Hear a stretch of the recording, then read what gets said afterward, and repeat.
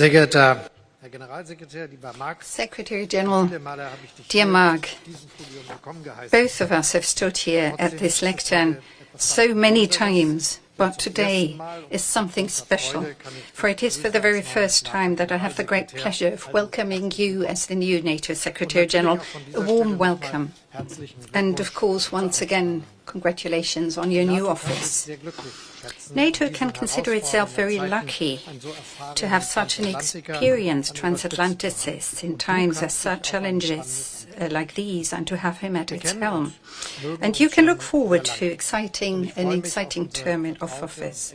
We have known each other, we've liked each other for such a long time, and I look forward to continuing our trusted and close cooperation. Dear Mark, the demands facing NATO are not inconsiderable. Europe's peaceful order is under a stronger and huger threat than it has been for many decades. For 2.5 years now, Russia has been waging its merciless war of conquest against Ukraine. With ever more brutal means, Russia is pursuing its imperialist objectives, has shifted its industrial production to a war economy, and is massively rearming itself. All of that is something that NATO cannot and must not ignore. The alliance's central promise is that it will defend every inch of Allied territory. We owe this to the alliance, we owe it to the allies, and above all to the people living in the NATO member states, because they have placed their trust in us. Germany has therefore deployed German troops in Lithuania with our NATO partner country, thus strengthening the eastern flank of Allied territory. Germany will also contribute to the so-called NATO force model, contributing 35,000 men and women and more than 200 ships and aircraft. The new force model of NATO will provide for an operation and the readiness of these troops of only 30 days. That is our concrete contribution towards NATO. In general, the federal government has responded with determination to the change in the security policy situation. We've doubled our defense expenditure in the past 7 years. This year, for the first time, we're spending 2% of our GDP again on defense, and we will continue to resolutely pursue this approach. With the €100 billion special fund, we are modernizing our federal armed forces.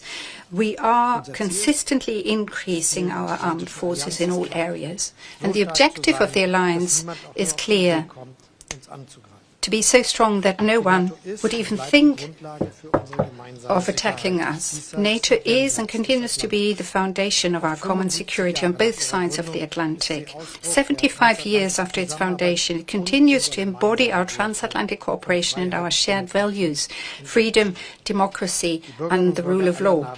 The citizens, the members of all NATO countries, benefit from this alliance. The Russian leader has not succeeded in driving a wedge between allies. The opposite is the case. Russia's war against Ukraine has brought the NATO allies even closer together. With Finland and Sweden, 2 countries have joined our defense alliance. The alliance is strong, and it will continue to be strong. Dear Mark, both of us are convinced that we will have to further strengthen the European pillar of NATO.